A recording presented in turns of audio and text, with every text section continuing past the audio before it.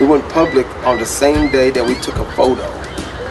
All of us were communicating with each other. So as they called, people asking, everybody called saying, look, he just called and asked me about the union. He just called and asked me about the union. They went through the whole list. Then the next day, after that, Tim, our manager, was never at the yard. He was there waiting for me to get there, obviously to see if I was going to be there on time. And then a couple days later, he followed this guy, Juan Garcia, in the yard for half of his shift and started checking his engines and climbing on the engines and checking his work. That's something that would never happen until after the union drive started going. Mobile Rail unfair labor practice! Mobile Rail unfair labor practice! We organized this covertly. Mobile Rail had no idea until we got up to about 98%. We drive locomotive service trucks, which you can see that one right there has been there parked for 24 hours due to our strike. And we do oil, we add lube oil to engines, traction sand, coolant, we service the toilet, we clean the windows, and we clean their cabs. Our grievance today is the unfair labor practice of Mobile Rail. We have filed OSHA complaints against Mobile Rail because they will not provide us gloves, safety vests, safety glasses, hard hats. Union Pacific employees have to sneak and give us all of our protection gear, which they're not supposed to do, because Mobile Rail abuses the loophole in the FRA. Well, according to the FRA, the subcontractors of a carrier do not have to provide PPE gear to their employees. And they sent us a letter claiming that Union Pacific will cancel our contract if we file another OSHA complaint, which is a violation of OSHA Section 11C. They're stressing us. They want to remove our helpers because you need 2 people to do this job. Our situational awareness gets distorted when we are overworked. With 2 people, it's too much work. They want 1 person to do this work by themselves, endangering ourselves.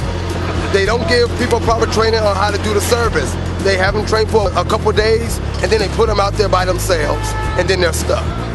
They started cutting people down to 2 days a week, 3 days a week. And that never happened. The veteran people started getting their hours cut.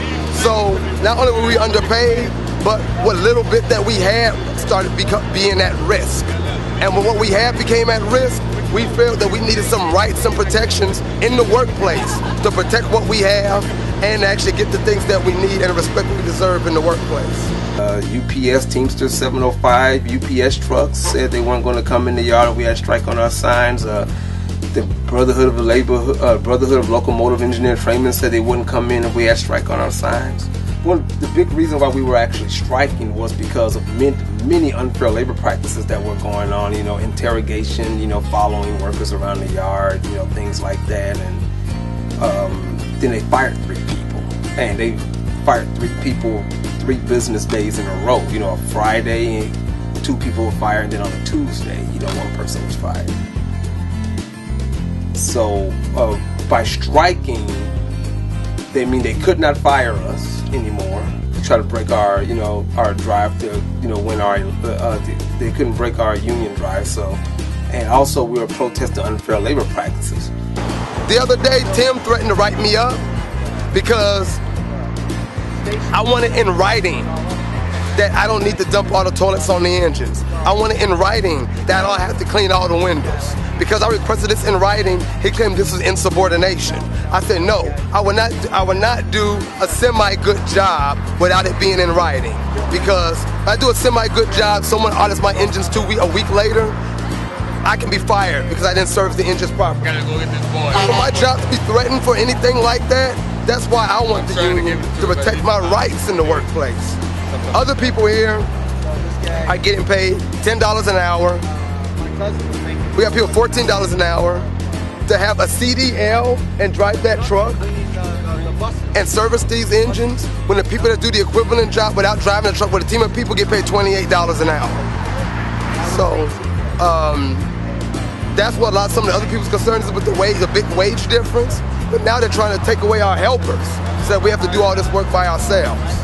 And that's something we have to stop too. We have to protect the job of the helpers and protect our own safety.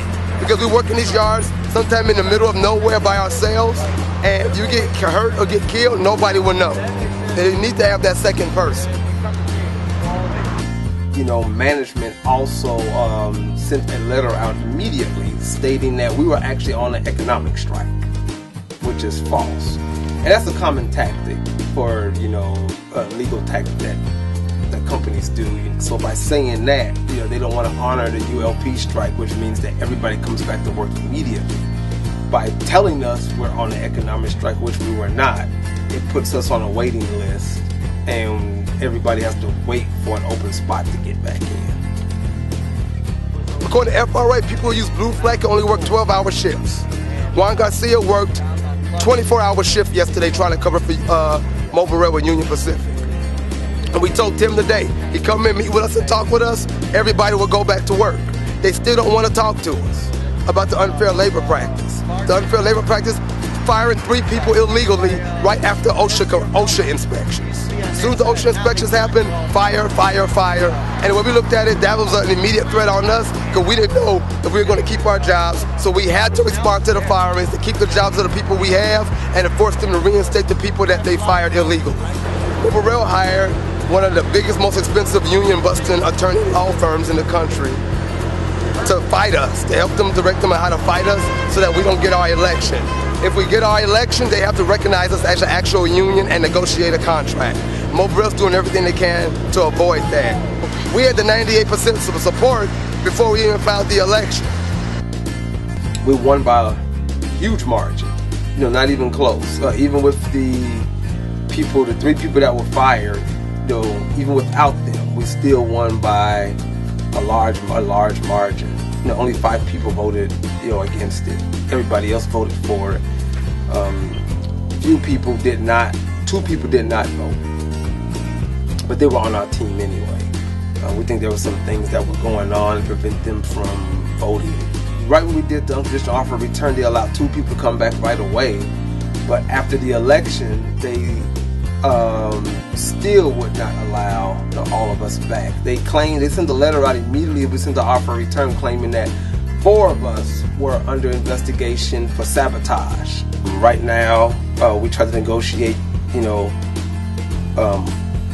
us who are suspended getting a job back, and they refuse to do any of that because they say it's part of a unfair labor practice investigation, which is now on hold because the government shut down. So the NLRB is no longer not investigating or moving forward with this because we're waiting for them to be funded so they can start this up again. So right now, as it stands, 6 of us are still out of work.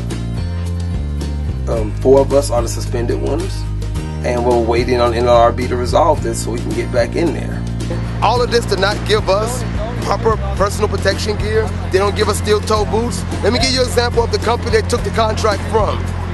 Bardeen, they didn't need a union. They got $4,000 Christmas bonuses every year. They got bonuses for safety. They had guys getting paid $21, $22 an hour. The company bought their steel-toe boots. They bought their prescription safety glasses. They gave them all the PPE gear they ever needed. They had monthly meetings with them.